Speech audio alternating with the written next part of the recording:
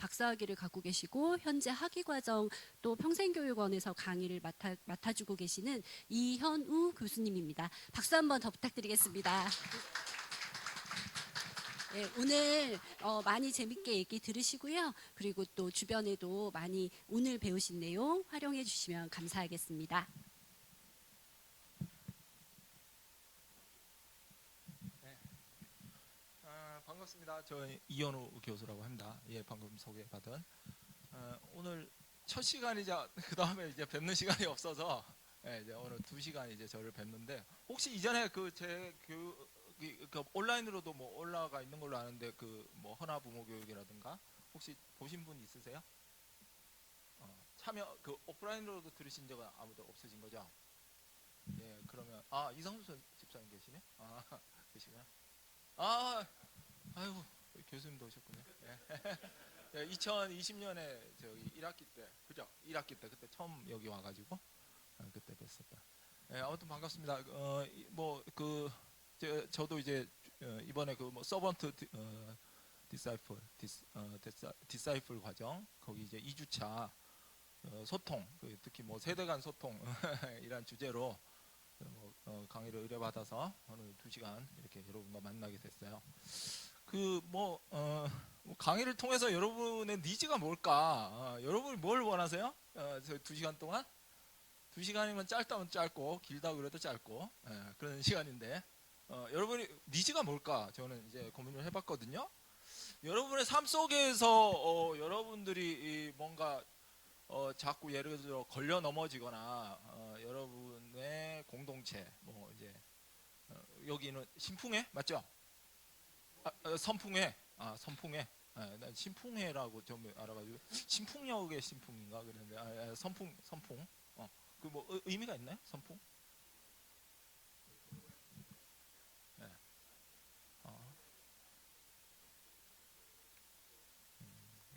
안수 집사회 그죠? 예, 안수 집사회. 그래서 이 주제가 이제 뭐 섬김 뭐 이쪽으로 강의를 좀 해달라 이렇게 얘기를 들었어요. 그래서 아마 전반적으로 이제 그 저 말고도 전체 강의가 다 섬김 주제로 이제 강의가 이루어지겠죠. 근데 이제 저는 이제 제가 아까 잠깐 소개를 받았지만 제가 이제 학위가 교육학 그다음에 이제 그다음에 기독교 상담학 뭐 일반 이제 심리 상담학 포함해서 심리 상담학 그다음에 실천신학 이렇게 이제 3개가 박사학위가 있어요. 그러니까 이제 그 공통점이 다 뭐냐면 현장을 중심으로 하는 학문이라는 거죠. 그래서 저는 이제 현장을 굉장히 중시하고 저는 이제 교육 그다음에 목회 또 상담을 직접 이제 하면서 저도 이제 경험들을 하고 있고 오늘 오전 시간에도 제가 이제 그 부부 사역 그리고 이제 그 예비 부부 내지는 이제 청년들의 그 연애라든가 이런 거에 대해서 강의를 했거든요.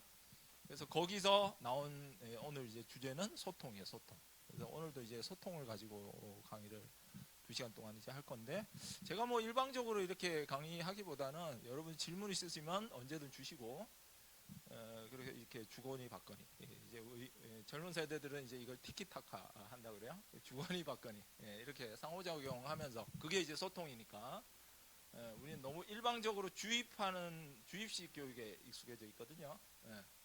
그러다 보면 소통으로 주제로 수업을 하는데 그 수업 자체가 소통이 안 되는 일방적으로 주입하는 그렇게 되면 이게 이제 모순되니까 자꾸 주거니 받거니 이건 좀 이해가 안 된다. 저는 이 생각하고 다르다. 뭐 그러시면 얼마든지 얘기를 하시면 좋겠습니다.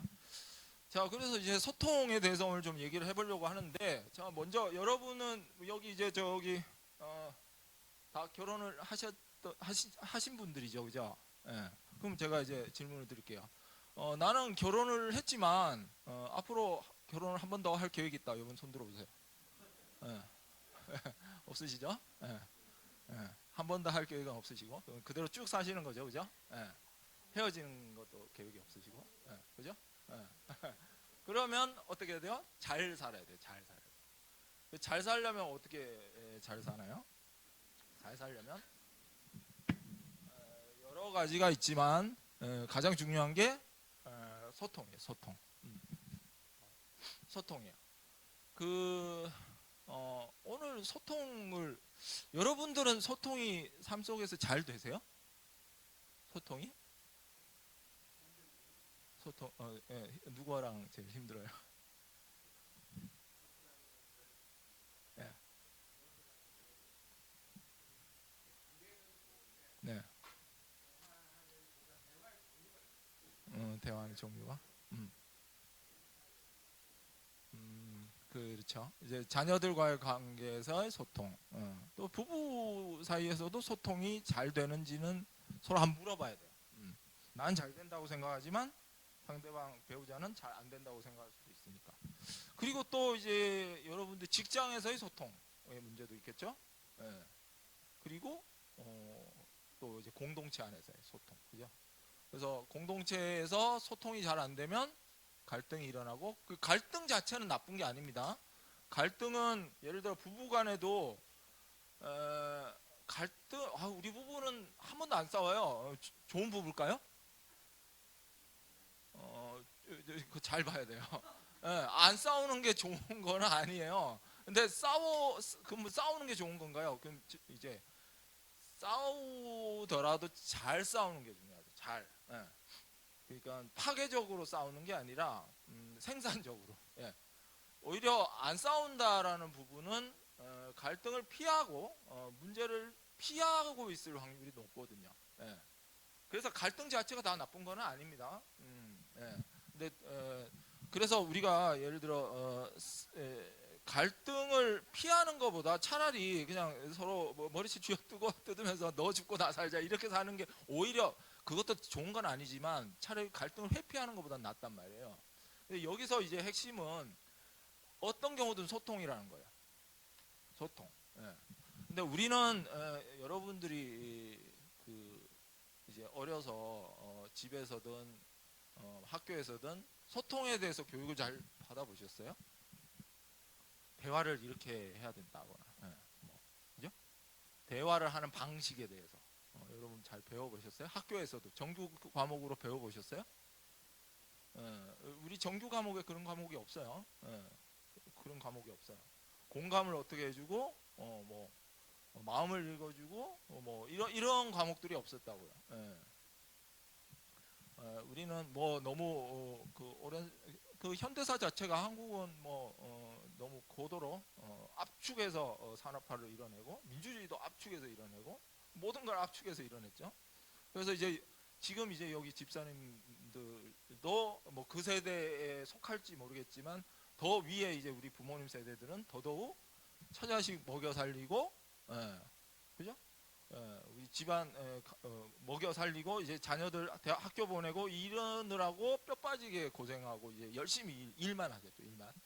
일만 하시다가 이제 믿는 분들은 주님 곁으로 가시고 안 믿는 분들은 그냥 가시고 이렇게 그냥 가신단 말이에요.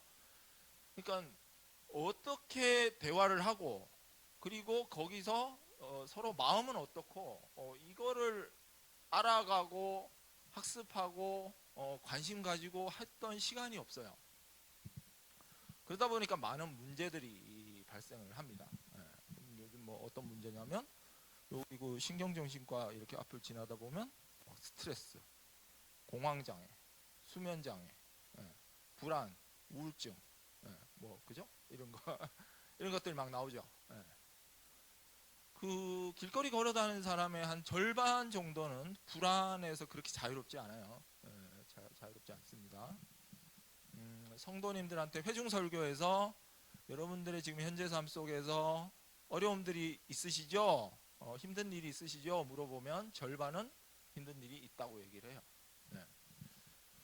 그럼에도 우리는 그걸 꾹꾹 참으면서 묵묵히 참고 견디면서 이렇게 살죠. 저는 섬김을 가지고서 이게 소통과 어떻게 연결을 시킬까 잠깐 생각을 해봤는데, 우리가 그냥 무조건 섬기자 이렇게 섬겨야 돼. 당위로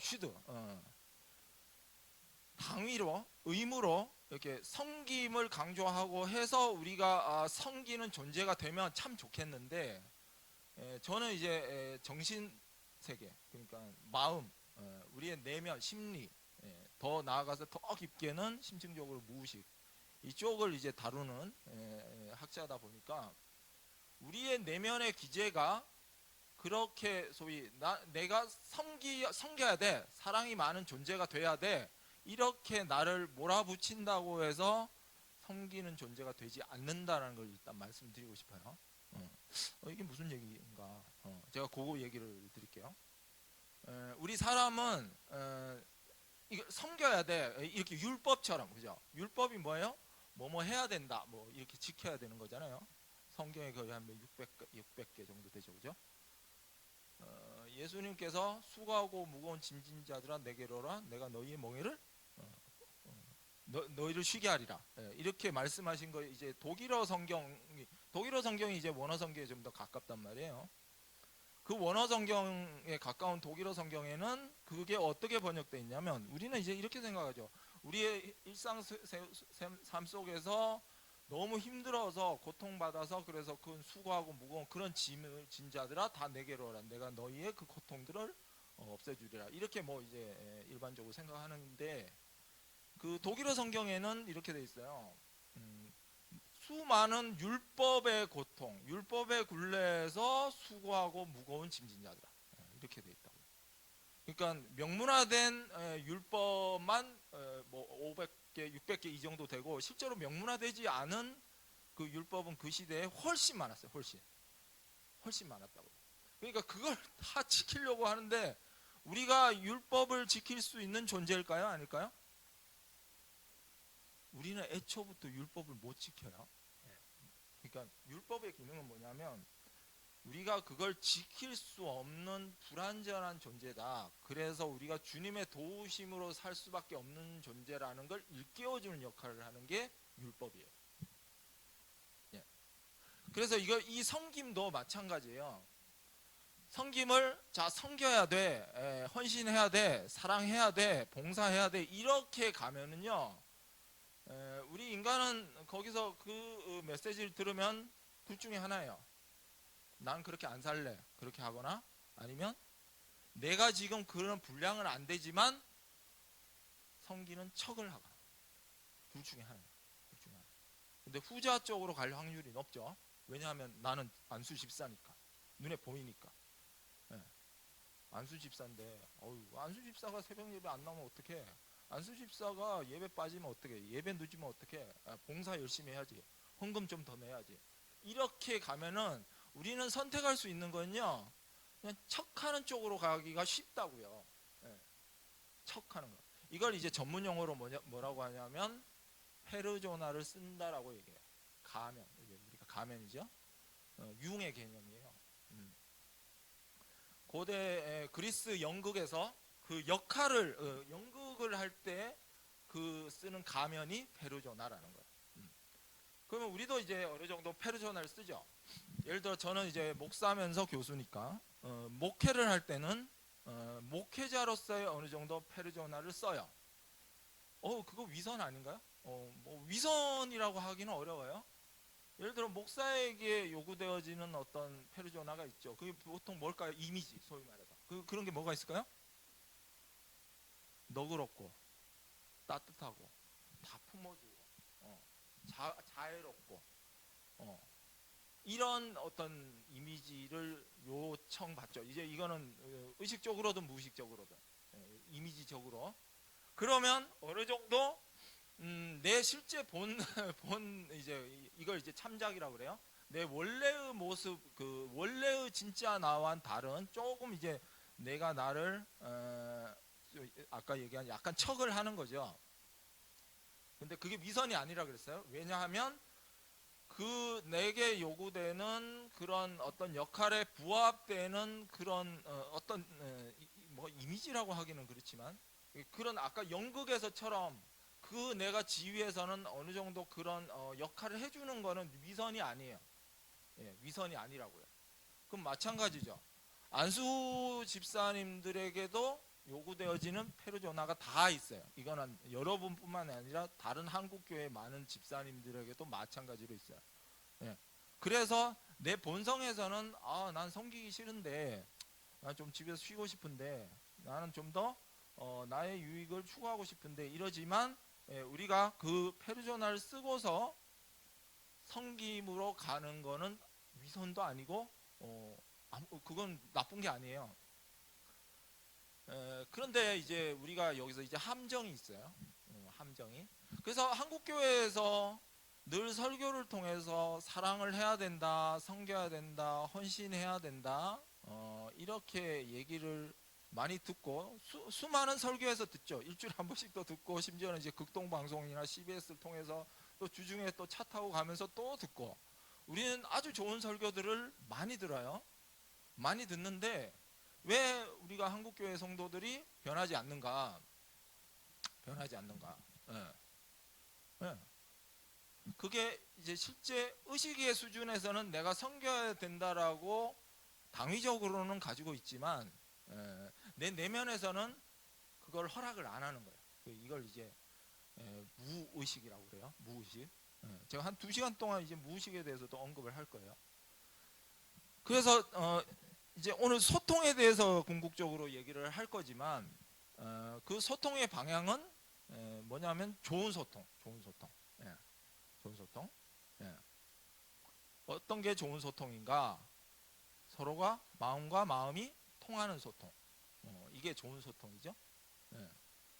그래서 그러면서 그 소통을 통해서 내가 섬기려고 하는 대상, 섬기려고 하는 성도들의 마음을 이해하고 그들의 형편을 헤아리고 그들의 상황을 알아가면서 내가 어떻게 섬김을 적절하게 잘 할 것인가, 그쪽 방향으로 가는 거가 최종 목표일 텐데, 이제 그 방향을 통해서 우리는 소통을 어떻게 해 나가고 할 것인가, 이제 이번 2시간 동안 얘기를 하는 거죠.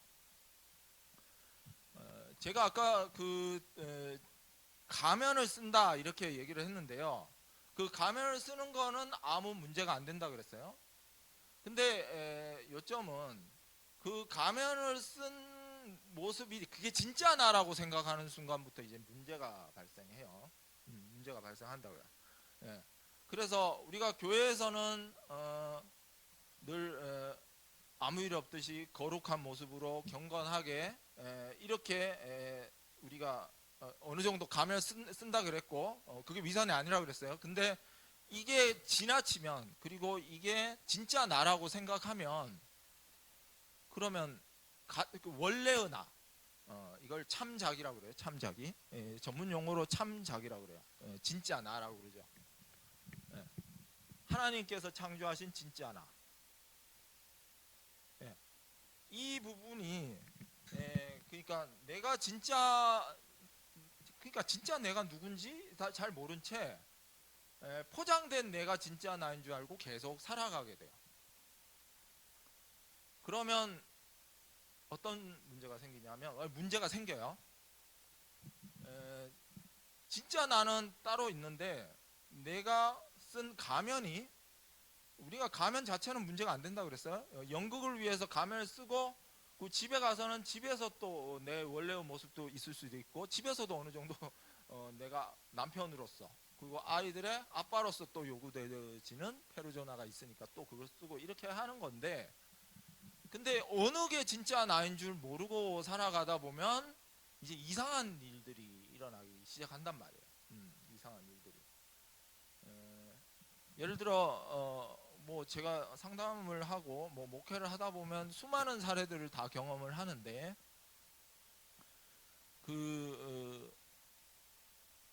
평신도 이제 리더, 뭐 여러분처럼 이제 안수 집사고 다 신학 공부도 하고, 뭐 말씀과 기도에 대해서는 말씀 굉장하죠.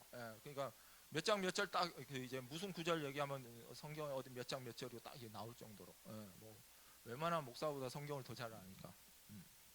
근데 이제 부부 중에 한 명이 외도를 했어요. 외도를. 그래서 이제 교회에서 발칵 뒤집어졌죠. 근데 본인도 왜 외도를 했는지, 자기도 외도를 왜 했는지 이유를 모르는 거예요. 왜 했는지.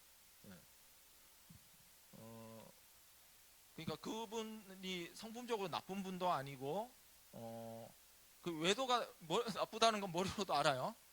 근데 본인이 외도를 했고, 그리고 본인이 외도를 왜 했는지도 몰라요. 예, 자신이 왜 했는지도 모르니까 다른 사람도 이해가 안 되죠. 예. 그래서 어떤 분들은 그걸 가지고서 비난하기도 하고 정죄하고 그러기도 하는데, 저는 이제 상담을 하면서 이유를 알아냈어요. 자, 제가 아까 얘기한 섬겨야 된다, 헌신해야 된다, 사랑해야 된다, 이렇게 당위로 나에게 메시지를 주는 영역은 어디냐 하면, 제가 이게 자주 그리는 그림인데 바로 이 의식의 영역이에요. 의식의 영역. 이 산처럼 생겼는데 이게 뭘까요? 이게 내 내면이에요. 이게 빙산이라고 하거든요. 빙산. 예, 예.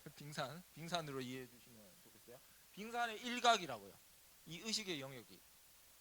그러니까 내가 섬겨야 돼라고 하는 거는 이 의식의 영역에다 메시지를 주는 거예요. 뭘로? 슈드로, 슈드. 의무로. 예. 여러분 슈드가 한번 많아 보세요. 여러분의 삶 속에서 슈드가 많아요. 여러분 다 집에 가서 한번 이거 한번 해보세요. 내 삶에서 슈드가 몇 개가 있는지 다 써보세요. 집에 가서. 뭐뭐 해야 된다. 열심히 살아야 된다부터 해가지고, 뭐 수업에 절대 늦으면 안 돼부터 해가지고, 아침에 몇 시에 꼭 일어나야 돼부터 해가지고 다 몇 개가 되는지 써보세요. 그러면 이게 많으면 많을수록 삶이 어떨까요? 탁 들어도 그냥 숨이 콱콱 막히죠. 제가 아까 그랬잖아요. 율법이 명문화된 것만 600여 개 정도 되면, 비명문화되지 않은 것까지 치면 훨씬 많다 그랬어요. 이걸 다 지킬 수가 없는데 그거를 지켜야 된다고 강요받으니까 얼마나 수고하고 무거운 짐이 많겠어요. 그거를 예수님께서는 벗어주겠다, 너희를 쉬게 하겠다라고 하신 거란 말이에요. 예. 자, 그래서 우리는 삶 속에서 이 슈드가 많으면 삶이 힘들어집니다. 그런데 그래도 집사니까 섬겨야지. 자, 요렇게 결론을 내리면요, 우리는 자, 내 마음에서 섬길 마음, 최소한 의식 수준에서는 섬겨야 된다는데 동의 안 할 분은 없겠죠. 동의 안 할 분은. 근데 저항은 어디서 일어나냐면 이쪽 영역에서 일어나요. 소위 무의식 영역에서. 아우, 성경에 무의식이 어디 있어요? 있어요. 예, 꿈이 무의식이에요. 예, 꿈이. 예. 성경에 보면은 꿈에 관한 어떤 얘기들은 굉장히 많이 나오죠. 여러분은 어젯밤에 꿈을 어떤 꿈 꾸셨어요? 꿈을 어떤 꿈 꾸셨어요? 질서정연하고 논리적이고 상식적이고 뭐 이런 뭐 그런 꿈을 꾸셨어요? 때로는 이게 무슨 꿈이지? 기괴하기도 하고 논리에도 안 맞고 때로는 민망하기까지 한 뭐 그런 꿈들도 꾼단 말이에요. 예를 들어 저 카톨릭의 그 사제들은 결혼을 안 하잖아요. 그러니까 이제 어떤 뭐 성에 대해서나 이런 것들이 굉장히 억압된단 말이에요. 그러니까 이제 꿈에서 그런 성에 대한 꿈을 꾸기도 하고, 그 실제도 이제 뭐 아동 성추행이라든가 뭐 그런 사고들이 나요. 많이 나요. 왜요? 억압하니까. 예. 하나님의 창조하신 자연스러운 질서를 이제 누르니까, 그걸 이제 금욕이라는 이름으로 누르니까 누르면 없어지지 않거든요. 예. 누르면 우리 내면에서 다 밑으로 다 내려가요. 지하 창고로. 예. 지하 창고로 다 내려가요. 내면 깊숙이 차곡차곡 저장이 돼요. 우리의 상처도 해결하지 않으면 밑에 다 차곡차곡 쌓여요. 웬만히 참고 견딘다 그랬잖아요.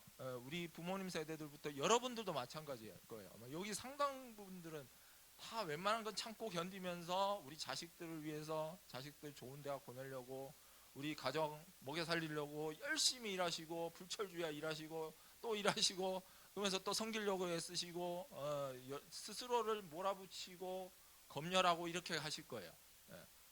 열심히 사는 걸로는 아마 뭐 아무도 못 따라갈 걸요. 그 정도로 부지런하게 사시고 굉장히 진취적이고 적극적으로 사실 거란 말이에요. 그러면 웬만히 참고 견디는 거는 다 여기 밑에 내가 불쾌한, 예를 들어 직장에서 상사한테 싫은 소리 듣고 더럽고 치사하고 안 입고 없고 그래서 하루에도 몇 번이고 사표를 내고 싶고 그 사표도 주머니 넣어가지고 다니고 이런 경험도 많으실 거잖아요. 저도 직장 다닐 때 그런 적이 있어가지고 예. 그렇게 상처를 받거나 감정적으로 불쾌해지거나 힘들어지거나 하는 것들을 웬만히 참고 견디면 이 밑으로 다 내려가는데 이게 없어지지 않는다 그랬어요. 없어지지 않으면 어떻게 되냐? 여기 차곡차곡 쌓여요. 이걸 이제 무의식적 갈등이라고 그래요. 전문 표현으로. 내면에서 이게 복닥복닥 거리는데 이게 불편하잖아요. 그러니까 또 눌러요. 이거를 우리가 억압한다 그래요. 억압한다. 누른다고요. 억압하거나 회피하거나 피해버려요. 어떤 형태로? 여기서 복닥복닥거리는 건 대부분 감정의 형태로 일어나는데 감정의 형태로 뭔가 불편한 감정들이 스물스물 올라오는데 이걸 눌러버리죠. 왜? 느끼면 불편하고 힘드니까. 예. 그러면 안 없어진다 그랬어요. 안 없어지고 계속 쌓이다가 그리고 쌓이고 이 안에서 이거 누르는데 에너지가 계속 나가고 있거든요. 자동차로 치면은 기름이 계속 새는 거예요. 예. 그러니까 내 에너지 총량이 한 100 정도 되면 요거 누르는데 한 6, 70 나가요. 많아지면 많아질수록 이게 누르는데 에너지 많이 쓰겠죠? 그럼 내가 실제로 쓸 수 있는 에너지는 몇 정도 돼요? 30에서 40. 그죠? 요 30에서 40 가지고 계속 이제 열심히 죽어라 일만 하면서 웬만히 참고 견디면서 또 섬기면서 살다가 이제 이 복닥복닥 거리는 게 이제 도를 역치를 넘어간다고 하는데 이제 소위 댐에 물이 넘치는 것처럼 딱 넘치는 순간 이제 와르르 무너지는 거죠. 그게 소위 말해서 번아웃, 소진증후군 내지는 우울증, 무기력, 기본적으로 불안장애 뭐 이런 쪽으로 가는 거란 말이에요. 예. 공황장애도 마찬가지고. 여러분 공황장애 겪어보셨어요? 일하다가 갑자기 숨이 콱콱 막히고 죽을 것 같고 식은땀 나고 막 죽을 것 같은 고통. 예. 죽을 것 같은 고통. 숨이 안 쉬어져요. 예. 그것도 이제 근본적으로는 이런 내면에 뭔가 해결되지 않은 것들이 차곡차곡 쌓였다가 확 넘쳐 올라서 일어나는 하나의 현상 중에 하나예요. 예, 현상 중에. 그래서 이렇게 내면에서 처리 안 된 이런 여러 무의식적 갈등들을 계속 그대로 두면 언젠가는 반드시 귀환해요. 반드시. 예. 스타워즈의 제다이만 귀환하는 게 아니고요. 요것도 귀환을 해요. 언젠가는 반드시. 그것도 한 번이 아니라 계속 여러 번 죽을 때까지. 주님 곁으로 갈 때까지. 해결하기 전까지는 계속 올라온다. 근데 이제 우리는 그걸 모르고 주님 저 살려주세요 기도하고 막 한단 말이에요. 자, 그래서 그러면 이제 이거를 섬김과 관련해서 그러면 섬기지 말라는 얘기인가요? 이게 아니에요. 섬기지 말라는 얘기 아니에요. 본질적인 얘기를 저는 하고 싶은 거예요. 그러니까 서번트 디사이플 과정에서 내 현재의 삶에도 가뜩이나 여러분들은 많이 섬기셔요. 섬기시는데 거기에 또 한번 섬겨야 된다라는 당위를 얹자 그 차원으로 이 과정을 하시면 그냥 계속 나는 더 척하는 것만 생기고 나는 내 삶 속에 더 짐이 더 얹어지는 거란 말이에요. 예. 짐이. 예. 삶이 행복할까요? 삶이 그러면 이렇게 되는 거죠. 내 삶이 행복하지 않은데 남을 섬길 수 있을까요? 내 삶이 행복하지 않은데 여러분의 삶에 여유가 없는데 계속 복닥복닥 뭔가 올라오는데 여러분이 다른 사람을 정말 내가 사랑으로 정말 아무 힘들지 않고 좀 힘들어도 정말 기쁨으로 섬길 수 있을까요? 이게 힘들단 말이에요. 근데 제가 그랬죠. 척은 할 수 있다. 척은. 내가 안 힘든 척, 기쁜 척, 사랑으로 섬기는 척은 할 수 있어요. 근데 한두 번은 그렇게 할 수 있는데 계속하면 지치죠. 지치죠. 네. 그리고요, 내 속에 진짜 내가 정말 편안하게, 정말 사랑으로, 정말 기쁨으로 가득한 상태에서 섬기면 안 지치거든요. 안 지치는데 사실 이 방향으로 가야 되는데, 근데 당위로 가면은 나는 척하는 쪽을 선택할 수밖에 없다 그랬어요. 예. 그래서 이제 딜레마죠. 딜레마. 그럼 뭐 어떻게 해야 되나요? 어떻게 해야 되나요? 근본적인 문제가 발생을 하죠. 예. 근본적인 문제가.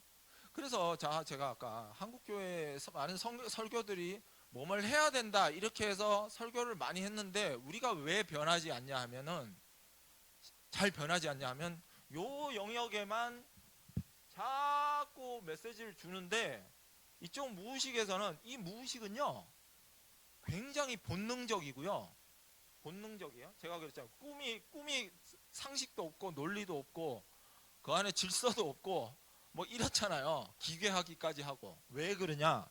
이게 본능의 영역이기 때문에 그래요. 예. 그러니까 꿈이 막 마냥 아름답고 그러지 않잖아요. 때로는 기괴하고 민망하고 막 그런 거예요. 파괴적이고 굉장히 성적인 꿈도 꾸고 그러는 거예요. 왜? 본능적이기 때문에. 달리 보면 동물의 영역이, 동물적인 영역인 거예요. 예. 그리고 감정의 영역이기 때문에. 이성의 영역이 아니에요.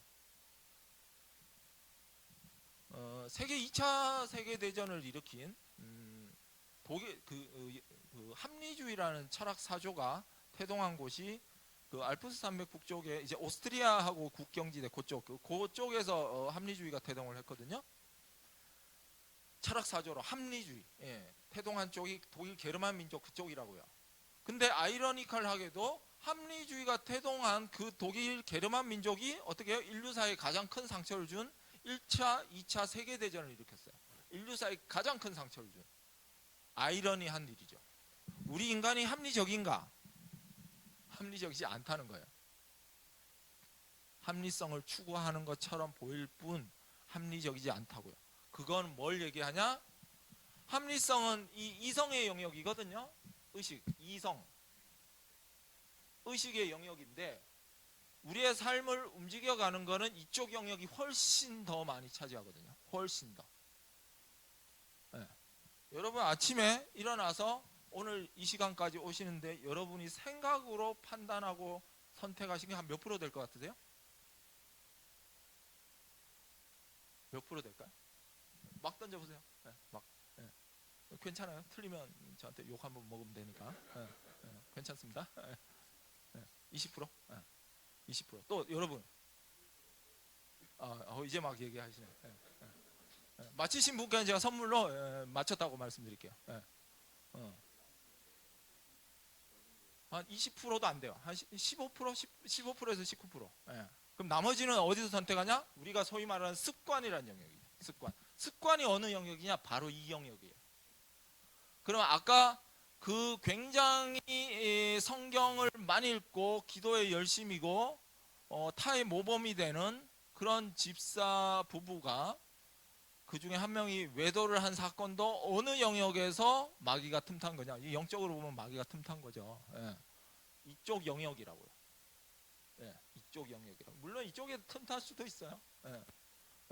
마귀는 이성과 본능을 가리지 않으니까. 근데 이쪽 영역에서 보통 문제가 발생해요.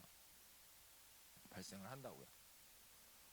그러니까 이 영역은, 그래서 우리가 인간이 어떤 면에서는 굉장히 하나님의 자녀고 소중한 자녀고 사랑받는 자녀고, 그런데 근데 왜 우리 인간은 이렇게 수많은 문제들을 일으키고, 그죠? 이 세상은 이렇게 죄로 오염됐고 막 이러잖아요. 왜 그런가? 바로 이쪽 영역에서 문제를 많이 일으키기 때문에 그래요. 많이 일으키기 때문에. 그래서 이 영역이 이게 이제 사실 보면 그게 굉장히 달리 말하면 어린아이 같은 영역이죠. 어린아이는 지 마음대로 하고 싶은 대로 하잖아요. 어른하고 달리 굉장히 철이 없는 요 영역이 그렇다고요. 그래서 이 우리 인간은 어떤 면에서는 참 별 볼 일 없는 존재예요. 별 볼 일 없는. 주님의 도우심 없이는 살 수 없는. 한편으로는. 그래서 우리 인간의 그 인간론을 기독교에서 말하는 우리 인간과는 주님의 소중한 사랑하는 자녀이지만 동시에 죄인이라고 하는 거예요. 그 양 면이 다 있는 거예요. 그래서 이 감정은 논리가 없기 때문에 굉장히 천방지축이고 제 마음대로예요. 그래서 자, 여기서부터 이제 소통으로 얘기를 연결해서 말씀을 드릴게요. 우리가 소통이 여러분들이 자녀하고 대화를 하거나 아니면 누구와 대화를 할 때 왜 대화가 안 되는가? 이유가 여러 가지가 있거든요. 이유가 여러 가지가 있는데 왜 대화가 안 되냐 하면, 그럼 달리 말하면 대화가 잘 된다는 건 뭔가요? 대화가 잘 된다는 건 뭐냐 하면 서로 마음과 마음이 잘 주거니 받거니 내 마음을 잘 이해해주고. 여러분은 가만 생각해 보세요. 내가 누구와 함께 있을 때 마음이 많이 편하세요? 마음이 맞는 사람. 마음이 맞는 사람은 어떤 사람이에요? 대화가 되는 사람. 대화가 되는 사람은 어떤 사람이 대화가 되는 거예요? 다 수용해주고. 친하다는 건 어떤 게 친한 거죠? 육체적으로 밀접한 관계. 그거는 뉘앙스를 잘 이제 하셔야. 육체적으로 뭐요? 이렇게 잘 이렇게 다 토닥토닥 해주고, 그죠? 쓰담쓰담, 쓰담쓰담 해주고, 그죠? 아, 요즘 나 힘들어. 그러면 세상 너만 힘든 거 아니다. 그리고 주님은 너를 위해 십자가도 지셨다. 주님의 갈보리 기도를 기억해라. 네가 기도를 요즘 안 해서 그래. 김 집사, 요즘 당신이 기도를 별로 안 해. 그래서 영적으로 약해진 거야. 그 기도 더 열심히 하고 말씀도 열심히 읽고 그래야지. 그러면 말은 틀린 것 같지 않은데 여러분 기분 좋아요? 그런 얘기 들으면? 이게 대화가 잘 되는 걸까요? 대화가? 뭐 틀린 말은 아닌 것 같아요. 근데 왠지 기분이 나빠요. 그러고선 그러죠. 다 너를 위해서 하는 말이야. 김 집사를 내가 다 생각해서 하는 말이야.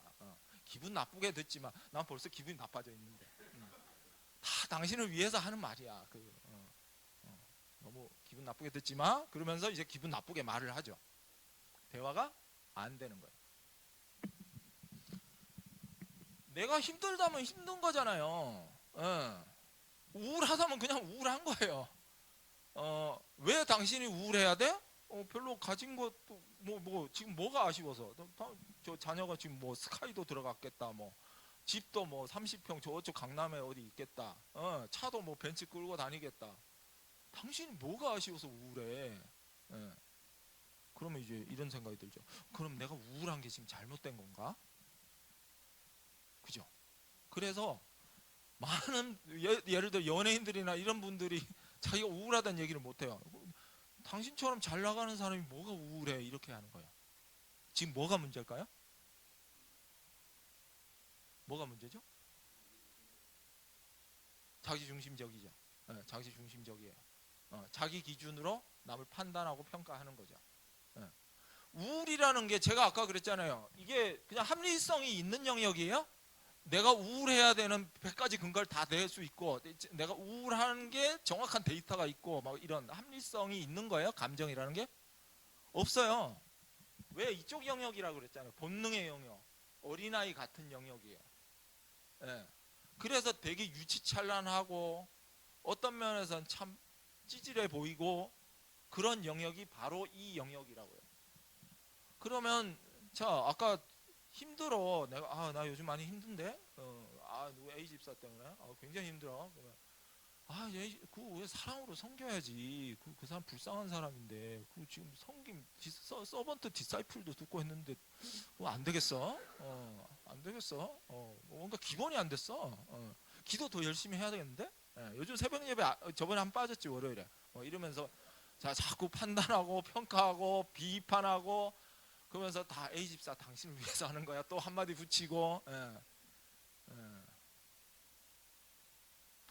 그러니까 이게 대화가 안 되는 거란 말이에요. 소통이. 물론 그 말하는 그 사람은 위해서 하는 말이라고 실제로 진심으로 생각할 수도 있어요. 의도는 그럴 수 있어요. 모든 사람의 동기는 다 타당하고 중요한 동기가 있으니까. 다 타당하고 중요한 의도, 동기가 있으니까. 그렇지만 쓰는 방식이 어떻게 돼요? 그 사람을 진정으로 위하는 방식이 됐을까요? 아니죠. 기분 나쁘게 하는 방식이 된 거죠. 기분 나쁘게 하는. 엄마들이 자녀들에게 엄마가 틀린 말 했어. 그러고 뭐 너는 왜 공부를 맨날 그런 식으로 안 하고 막 그러니 막 이렇게 잔소리가 들어가요. 엄마는 틀린 말은 하나도 안 해. 엄마는 대쪽이야. 뭐 엄마는 완전 깨끗해. 막 이렇게 얘기해요. 그러면서 엄마는 다 너를 위해서 하는 말이야. 근데 왜 내 말을 안 듣니? 이러지만 자녀는 그거를 사랑으로 받아들일까요? 안 받아들이죠. 자녀는 그걸 악으로 경험해요. 아무리 내가 자녀를 위하는 마음으로 했어도 자녀는 그걸 악으로 경험한다고요. 문제는 뭐냐면 이 사람의 감정을 그냥 있는 대로 아 그렇구나, 아 많이 힘들겠네, 힘들었구나, 많이 힘들었다는 얘기네, 힘들었구나, 많이 그랬구나, 있는 그대로 그냥 받아주면 되는데 나의 판단과 평가가 들어가는 거죠. 그러면서 이제 대화가 안 되는 거예요. 아니, 역시 이제 엄마랑은 대화가 안 돼. 새 엄마를 구하든지 해야지 뭐 이러면서 가족 회의를 해가지고 엄마를 바꾸든지 해야겠다고 막 이렇게 대화가 안 되는 거죠. 대화가. 감정은 논리가 없어요. 이건 평가의 대상이 아니에요. 판단의 대상이 아니라고요. 논리가 작동하는 대상이 아니에요. 그냥 그렇구나예요. 이걸 뭐라고 하냐면 공감이라고 그래요. 공감. 자, 대화에서 이제 중요한 게 공감. 공감이 뭐죠? 공감이 좋다는 얘기 많이 들었을 거예요. 공감이 뭔가요? 공감? 이해해 주는 거. 예, 맞아요. 다 맞아요. 또 옆 사람 보지 마시고 경매 아니니까 여기 경매하는 데 아니에요. 그냥 자기 생각을 얘기하시면 돼요. 자기 생각. 우리는 너무 남의 눈치를 많이 보고 이게 이제 남이 나를 어떻게 생각할까? 남의 시선을 의식하는 데 익숙해져 있어요. 우리 문화가 그래요. 왜 너는 너만 아니? 왜 너는 너만 생각하니? 너는 왜 그렇게 이기적이야? 요렇게 들으면 그렇구나. 나는 한편으로는 반항심이 들면서도 나는 나만 생각하는 나쁜 아이구나. 이래서 나의 자아상이 굉장히 떨어지게 돼 있죠. 자존감이. 네. 그래서 그때부터 이제 진짜 나를 감추고 자꾸 가짜 나를 만들기 시작해요. 만들기. 누가 원하는? 다른 사람이 원하는, 타인이 원하는, 가족들이 원하는 나를 만든다고요. 그럼 삶이 어떻게 될까요? 아주 힘들어지죠. 아주. 그 영화 국제시장이라고 혹시 보셨어요? 그 국제시장이라고 그 이제 황정민이 나오고 김윤진 씨가 나오고 그죠? 거기서 그 황정민이 이제 그러니까 이제 6.25 전쟁 때 그때 이제 흥남철수 때 이제 거기서 부산으로 와요. 그 과정에서 자기 이제 둘째 동생하고 그다음에 이제 아버지하고 이별을 하게 되죠. 그러면서 이제 한국에 내려와서 그 어린 황정민이 이제 아버지랑 헤어질 때도 아버지에게 들은 말은 이제 네가 장남이야. 네가 장남 역할을 해야 돼라는 메시지를 들어요. 그리고 부산에 와서도 어머니에게 이제 네가 장남이다. 네가 이 집안을 이끌어야 돼. 그러면 졸지에 이 어린 꼬마는 이 집안의 가장이 된 거죠. 가장이. 그러면 그 꼬마가 우리 아이들 보통 어떻게 돼요? 얼마나 많이 놀고 싶을까? 애들 다 그렇잖아요. 놀고 싶어하고 원래 애들은 놀아야 돼요. 애들에게는 놀이라는 건 산소 같은 거거든요. 숨 쉴 수 있는 산소. 근데 얘는 어려서부터 이제 집안을 먹여 살리느라고 가장 노릇을 해요. 그러면서 자기가 진짜 뭘 원하는지, 자기가 욕구는 뭐고 소망은 뭐고 자신이 어떤 감정을 느끼고 자신이 뭘 하고 싶고 하고는 관심 없이 뭘 해야 된다라는 것만 있어. 어떤 역할? 소위 가장으로서의 역할. 소위 이걸 부모화된 아이라고 하거든요. 이게 이제 가짜 나 중에 하나죠.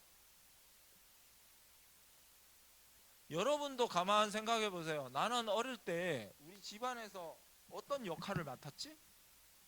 어떤 사람은 우리 부모님이 싸울 때 부모님을 중재하는 중재자 역할을 해요.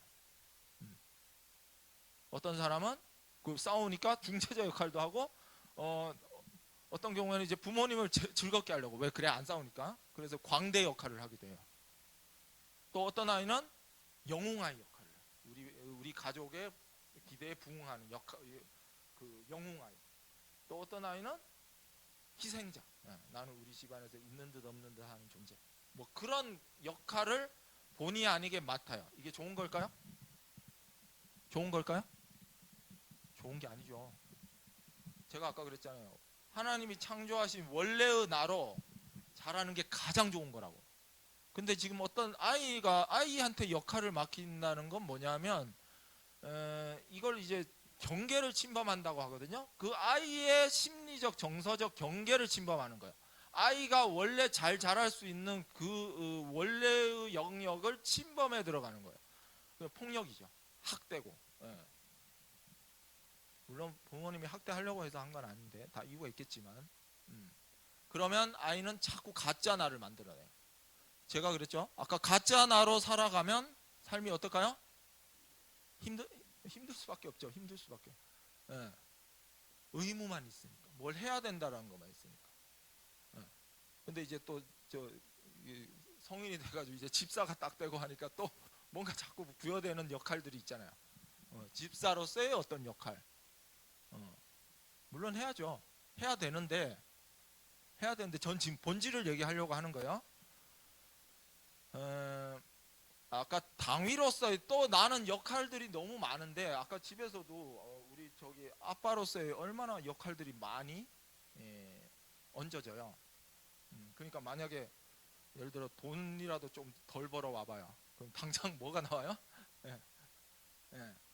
그 예를 들어 아내가 막 이렇게 바가지를 확 긁어요. 잔소리를 막 해요. 공격적으로. 하면 여러분들이 선택할 방법은 뭐가 있을까요? 공격해 들어와. 당신이 남편으로서 한 게 뭐야? 뭐 5월 5일이 지금 어린이날인데 당신은 뭐 맨날 뭐 남편으로서 도대체 당신 남편이야부터 해가지고 만약에 그래 들었다 봐요. 그럼 선택지는 뭐가 있을까? 싸우거나 아니면 도망가거나 둘 중에 하나예요. 옛날에 조상들이 그 맹수가 나타났어요. 맹수가 나타나면 선택할 수 있는 선택지가 뭐가 있을까? 싸우거나 도망가거나. 그럼 이제 바가지 긁는 아내가 그 순간은 이제 맹수처럼 보이는 거죠. 그러니까 여러분들이 남편으로서도 부여되는 역할들이 있을 거고 기대되는 돈을 일단 많이 벌어와야 되고 그리고 가족에게 많이 신경을 써줘야 되고 또 아빠로서 또 기대되는 또 역할 그런 것도 있잖아요. 물론 아무리 열심히 해도 아빠는 내 마음 몰라부터 해가지고 나중에 이제 내가 너를 어떻게 키웠는데 그러면 이제 자녀들이 하는 말이 그건 아빠 엄마가 원해서 한 거잖아. 내가 언제 그거 해달라고 그랬어. 학원 다닌 듯이 똑같이 얘기해요. 똑같이. 그건 아빠가 원해서 엄마가 원해서 한 거잖아. 나를 위해서 했다고 얘기하지 마. 그럼 엄마를 위해서 한 거야. 아빠를 위해서 그 얘기를 한 거지. 이렇게 얘기를 해요. 그러니까 내가 준 거는 나는 사랑이라고 줬는데 본인은 사랑으로 경험을 안 하는 거죠. 사랑으로. 소통이 안 되는 거죠. 그럼 뭐가 문제인가? 나는 기껏 애쓰고 뼈 빠지게 일하고 돈 벌어오고 한눈 안 팔고 막 그죠? 저기 뭐 어떤 그 김 부장이나 뭐 이런 사람은 저 거래처에서 막 이렇게 저 뭐야 이 소위 뭐 리베이트도 주고 뭐 저기 저 어디 지하세계 데려가가지고 지하세계 자매님들하고 친교도 나누시고 교제도 하시고 삶도 나누시고 뭐 이런 부장님들도 있는데 나는 그래도 막 올곧게 이제 우리 가족만 바라보고 한눈 안 팔고 이렇게 했는데 돌아오는 건 별로 인정은 없고 계속 잔소리만 들어. 계속 기대되는 요구만 있고 의무만 있고 삶이 더 힘들어져요. 근데 또 역시 내가 익숙한 패턴은 늘 참고 견디면서 계속 또 꾹꾹꾹꾹 눌러요. 꾹꾹꾹. 그러다 어느 순간 나는 왜 사람들은 왜 저렇게 우울증에 빠지고 저러지? 멘탈이 약해서 그래. 멘탈이 정신력이 빠졌어. 헝그리 정신으로 살아야지 말이야. 약해 빠졌어. 그러는데 어느 순간 내가 멘탈이 무너져. 그러니까 나는 멘탈이 굉장히 강하다고 생각하고 웬만한 건 참고 견디면서 저 위에 상사가 나한테 아무리 모욕적인 말을 해도 난 다 참고 견뎠는데 내가 어느 순간 갑자기 막 멘탈이 확 나가요. 번아웃 되고 막 무기력이 확 빠지고 그럼 더 자괴감이 들죠. 더. 내가 그렇게 정신력 약하다고 욕했던 사람들의 모습을 나는 내가 지금 경험하고 있으니까 이런 일도 많이 봅니다. 그 교수님 그럼 결론이 뭐예요? 결론 계속 얘기할게요. 그럼 뭐 성질하는 얘기예요, 말라는 얘기예요. 본질적인 얘기를 하겠다는 말씀을 드립니다. 그래서 지금 소통과 섬김이라는 이 주제를 가지고서 오늘 이제 얘기를 끌어가는데, 자, 내 삶 속에서 슈드가 많으면 내 삶이 굉장히 힘들어진다. 그래서 억지로 그냥 어거지로 끌고 갈 수는 있어요, 내 삶을. 그러면 삶이 행복하지 않아요. 그러면 열매는 좋은 열매가 나올까요? 내 삶에 행복도 없고 여유도 없고 기쁨도 없는 상태에서 내가 소위 섬김을 계속 했을 때 열매가 좋은 열매가 나올까요? 왜 안 나올까요? 왜요? 웬만한 거 참고 견디고 헝그리 정신으로. 정신력이 약해서 그런 거 아닙니까? 우리 많은 선배 목사님들은 실제로 이런 생활을 했어요. 가정도 돌보지 않고. 그래서 어느 유명한 목사님은 나중에 돌아가실 때 그 가족들이 처음으로 우리 가족이 이렇게 한 대 모여봤다고, 장례식장에서. 그 마음 아픈 얘기도 들었어요. 가정을 돌보지 않은 거죠. 굉장히 헌신적이고 희생적인 거 아닌가요? 그건 성경적이고 다시 봐야 돼요. 다시 봐요. 물론 실제 현상적인 거, 문의는 굉장히 희생적인 거 맞죠. 근데 그래서 그 열매가 정말 풍요로운가? 열매를 보면 그 나무를 아니까. 그 물티슈 있나요 혹시? 물티슈? 물티슈? 예, 물티슈. 물티슈를 요거 지으면 잘 지어져서. 동반의존증이라는 게 있거든요. 동반의존증. 동반의존증이라는 게 뭐냐면 예를 들어 여기 계신 많은 분들도 괜찮습니다. 이렇게 물 좀 적셔서. 아니 그거만. 됐습니다. 괜찮습니다. 됐습니다. 내 안에 그냥 의무만으로 섬김을 했을 때 실제로 좋은 열매가 나오면 좋은데, 근데 여기서 이제 함정이 있어요. 함정이 있다고요? 아까 제가 진짜 나와 가짜 나의 개념을 얘기를 했잖아요. 그러니까 내 안에 그냥 의무로만 있어. 부여된 역할만 있어요. 그래서 어려서부터 남의 기대와 남이 요구하는 역할 부여에만 충실했어요. 그러면 삶이 행복하지 않다 그랬잖아요. 자, 이 연장선상에서 그대로 내가 계속 뭔가 부여받는 의무만 있다면 그 삶도 행복하지 않고 그거를 이제 소위 이제 사랑으로, 헌신으로, 희생이랍시고 계속 했는데, 실제로 경험하는 사람들이 그걸 사랑으로, 희생으로, 헌신으로 경험하냐 하면 그렇지 않을 수 있다는 걸 제가 지금 얘기를 드리는 거예요. 왜 그런지 제가 설명을 드릴게요. 이걸 내 안에, 그러니까 제가 이제 비유컨대 지금 제 잔에 물이 지금 없거든요. 자, 이 없는 상태에서 누군가에게 물을 줄 수 있을까요? 없죠. 물을 주려면 어떻게 해야 돼요? 물을 채워야 돼요. 이게 원리예요. 그러니까 제가 아까 우리 인간은 근본적으로 내가 내 안에 이게 채움이 없는 상태에서, 결핍된 상태에서 다른 사람에게 사랑을 줄 수 있다 없다? 없단 말이에요. 이게 원리예요, 원리. 예. 성경에서 내 이웃을 그냥 사랑하라 그래요. 그 앞에 그 중간에 붙잖아요. 어떻게 사랑하라고요? 내 몸과 같이 사랑하라고 하잖아요. 내 몸을 사랑하듯이 사랑하라고. 이거 이기적인 거 아닌가요? 성경에서는 원수들 사랑하라고 그러고, 겉옷을 내달라 그러면 속옷까지 주라고 그러고, 아낌없이 주라고 하잖아요. 예, 자, 이거 아낌없이 주는 쪽이 방향이 맞는데, 제가 지금 다 짚어드릴게요, 다. 우선, 제가 내 잔에 물이 없는 상태에서 다른 사람에게 물을 줄 수가 없다. 주려고 하면 쥐어짜서 주든지 할 수는 있죠. 억지로, 어거지로.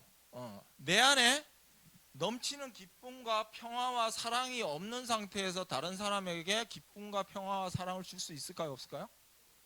없단 말이에요. 근데 줄 수 있다고 생각하고 그렇게 헌신하는 분들이 많죠. 저 선교사로 가신 분들도 많고요. 우리 한국교회 사역자들도 그런 분들이 많고, 제가 이렇게 하면 잘 안 와닿죠? 예를 들어 폭력 가정에 매 맞는 아내들이 맨날 맞으면서 터지면서 맞잖아요. 맞잖아요. 그걸 희생이라고 할 수 있어요? 하나님의 주님의 십자가 사랑을 실천하는구나. 내 딸아 너무 고귀하고 너무 사랑스럽고 너무 훌륭하다 이렇게 얘기할 수 있어요? 그렇게 얘기할 수 있냐고요. 또 다르게 얘기해 볼까요?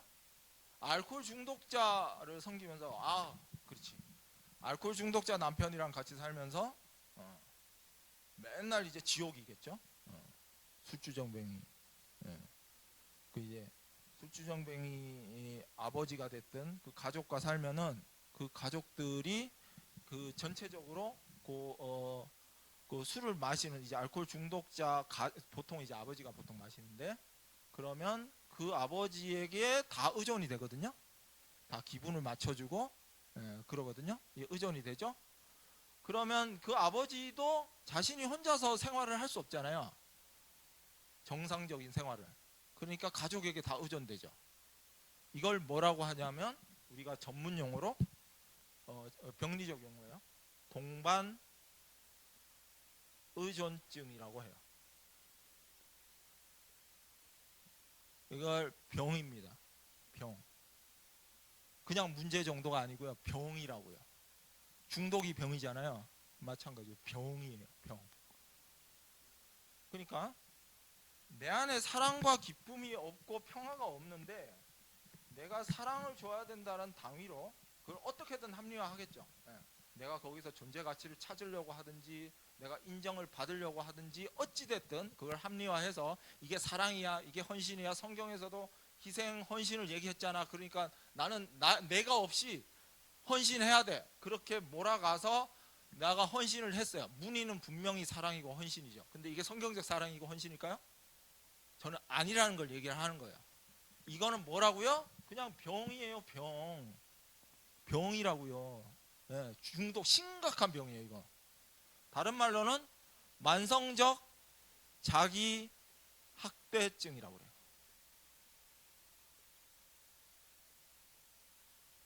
자기 학대증이라고 한다고요. 자신을 학대하는 거. 그러면서 그걸 사랑이라고 믿죠. 근데 사실 그 기저에는 굉장히 이기적인 면이 들어가 있어요. 희생이라고, 헌신이라고 할 수 없는, 사랑이라고 할 수 없는. 그렇게 제가 예를 들어 볼게요. 교회는 우리 소위 이제 돌봄을 필요로 하는 연약한 지체들이 많이 있죠. 그리고 그 지체를 돌보는 게 교회의 책무인 것도 맞고요. 그래서 그 지체들을 섬겨요. 돌봐요. 당연히 그 지체들이 의존하겠죠. 자, 의존을 하니까 의존이 맞죠? 그죠? 의존이 들어가죠? 근데 의존을 하면 그 사람이 의존을 하는데 나도 그 사람에게 의존해요. 왜? 내가 그 사람이 나에게 의존하는 걸 보면서 내 존재 가치를 찾아요. 이래서 동반 의존이 된다고요. 동반 의존이. 그러면 만약에 이렇게 해서 자 희생과 섬김 헌신을 실천했어요. 문의는 실천했어요. 그러면 이 사람이 충분히 돌봄을 받아서 나중에 독립을 할까요? 안 할까요? 못해. 왜 못할까요? 결론은 맞아요. 왜 못할까요? 건강한 사랑을 준 게 아니기 때문에. 계속 돌봄을 필요로 하고 계속 성장을 안 하려고 그래요. 만약에 내가 성장을 해서 저는 이제 집사님의 이제 돌봄이 이제 없어도 제가 혼자서 건강하게 살 수 있어요라고 독립을 하려고 하면 이 집사님 놔줄까요? 안 놔줄까요? 안 놔주죠. 왜요? 내가 돌보던 이 지체를 통해서 내 존재 가치를 찾았으니까 성장하면 안 되죠. 안 되니까 무의식적으로 계속 성장을 못하게 막아요. 굉장히 이기적인 거죠. 굉장히 이기적인 거라고요. 굉장히 이기적인 행동이라는 거죠. 물론 무의식적으로 본인은 당연히 사랑이라고 생각하죠. 이거 거짓말을 하는 게 아니고 사랑이라고 생각해요. 의식적인 수준에서는. 근데 이게 다 내면 깊숙한 곳에서 일어나는 일이에요. 병이란 말이에요. 병. 그러니까 열매가 계속 성장이 안 일어난다. 애초부터 일어날 수 없었던 설계였던 거예요. 그러면 섬기면 안 되겠네요. 이게 아니라니까. 제대로 된 섬김을 하자는 이런 얘기예요.